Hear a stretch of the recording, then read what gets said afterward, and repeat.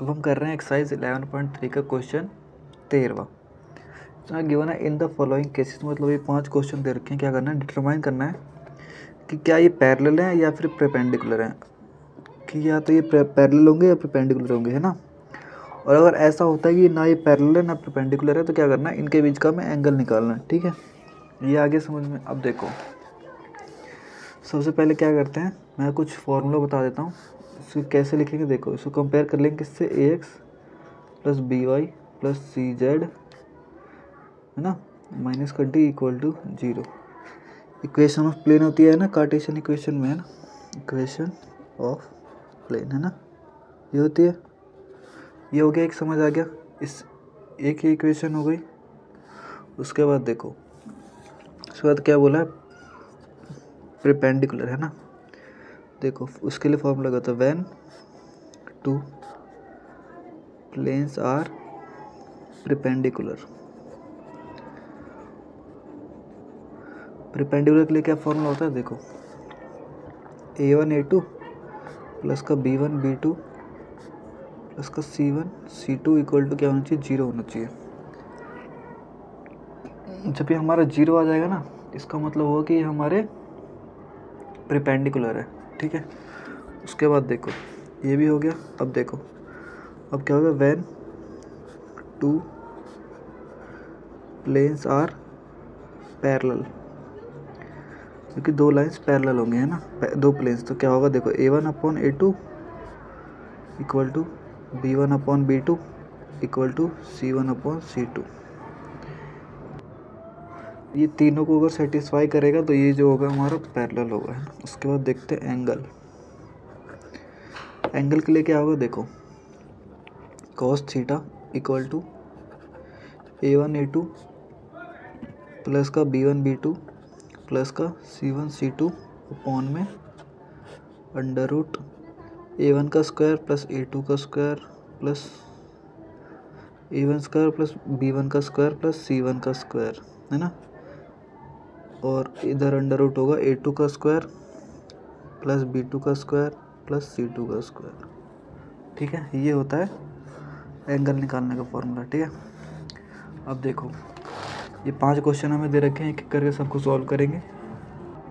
अब हम क्या करेंगे, एक एक करके ना सारे A B C D E 5 part दे रखे, एक एक करके 5 सॉल्व करेंगे, है ना। तो अगले पेज से स्टार्ट करता हूँ। पहला क्वेश्चन है ना, यहाँ पे कर रहा हूँ।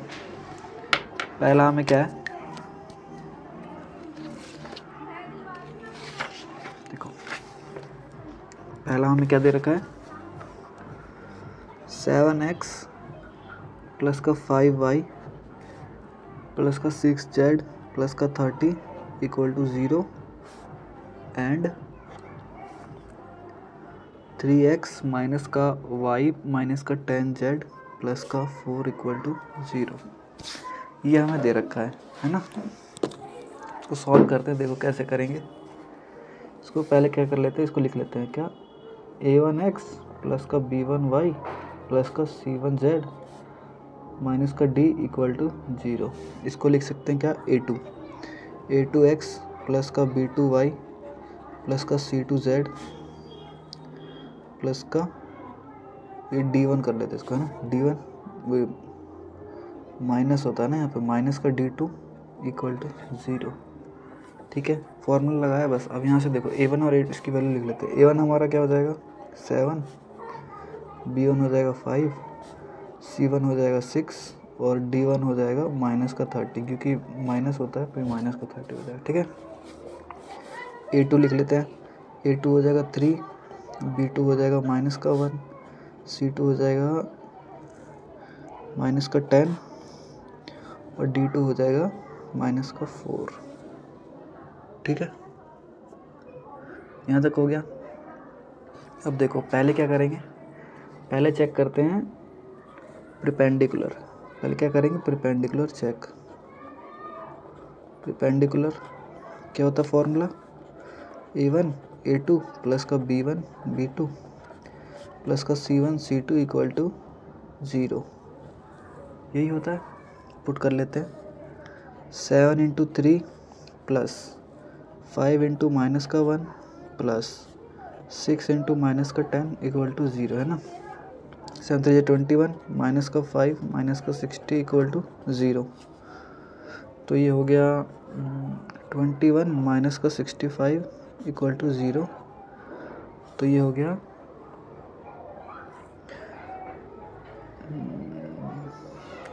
माइनस का 44 इक्वल टू 0। तो ये हमारा इक्वल टू 0 नहीं है, तो मतलब क्या है, परपेंडिकुलर नहीं है, नॉट परपेंडिकुलर, है ना।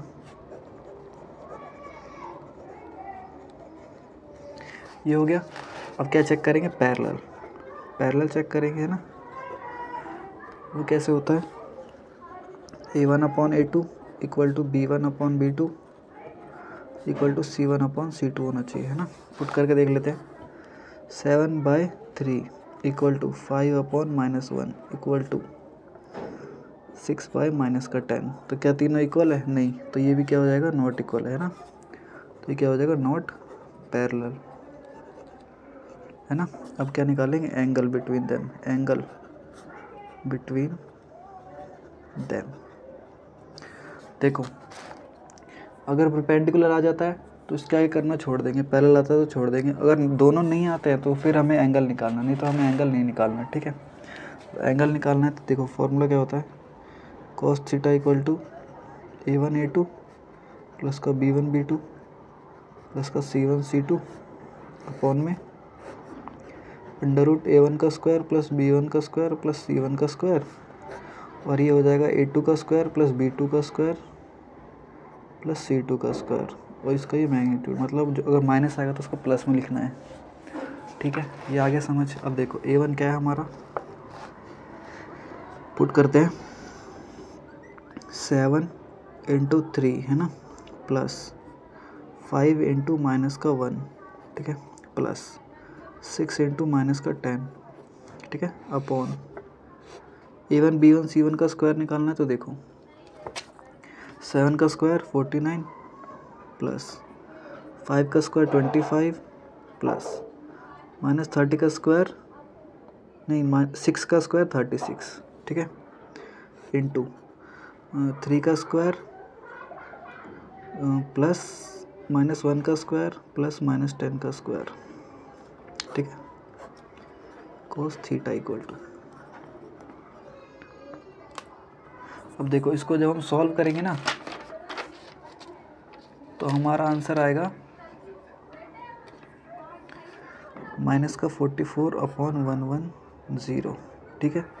इसको सॉल्व करने के बाद तो इसको हम क्या लिख सकते हैं, थीटा इक्वल टू क्या लिख सकते हैं, कॉस इनवर्स, ये माइनस है तो ये होगा तो प्लस हो जाएगा, ठीक है, कॉस इनवर्स 44/110। ये आ गया हमारा आंसर, ठीक है। पहला पार्ट हो गया। परपेंडिकुलर निकाला था, नहीं आया, पैरेलल निकाला था, पैरेलल नहीं था, एंगल निकाल दिया, तो ये हमारा आंसर आ गया। पहला पार्ट हो गया पहला। इसके हमें 5 पार्ट करने हैं, अब मैं दूसरा कर रहा हूँ यहाँ पे, ठीक है। बी क्या है, 2x plus Y plus 3z minus का 2 equal to 0 and x minus 2y plus का 5 इक्वल टू 0। ये दूसरा दे रखा है, सारे नहीं कराऊंगा, बाकी आप लोग कर लेना, 2 करा दे रहा हूँ, है ना। इसको कंपेयर कर लेते हैं किससे, ax plus a1x plus b1y plus c1z minus का d, है ना, इक्वल टू 0, और a2x plus b2y plus c2z minus का d इक्वल टू 0। यहाँ से कंपेयर करेंगे, देखो a1 आ गया 2, b1 आ गया 1, c1 आ गया 3, ठीक है, a2 आ गया 1, b2 आ गया माइनस का 2, और देखो z की वैल्यू है नहीं तो क्या हो जाएगा, c2 हमारा 0। इसका भी आपको खास ध्यान रखना है कि इसकी वैल्यू है या नहीं है, ठीक है। अब देखो पहले क्या करेंगे, पहले चेक करेंगे परपेंडिकुलर, ठीक है। क्या होता है, a1 a2 प्लस का b1 b2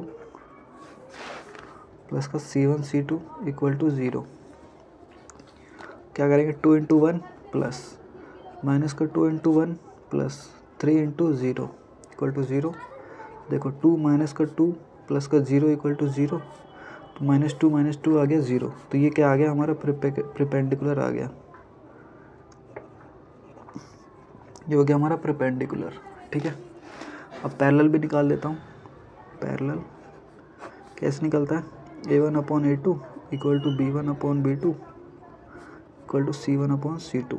पुट करते हैं, देखो 2/1 इक्वल टू 1/-2 इक्वल टू 3/0। तो क्या है, नॉट पैरेलल। ठीक है, ये हो गया हमारा दूसरा क्वेश्चन। ठीक है, अगर हमारा परपेंडिकुलर या पैरेलल आ जाएगा तो हमें एंगल निकालने की ज़रूरत नहीं है ना। तो हमने क्या किया, उस परपेंडिकुलर हम आ गया, पैरेलल हमने दिखा दिया, इसको भी करने की ज़रूरत नहीं, परपेंडिकुलर आ गया, इतना बहुत है।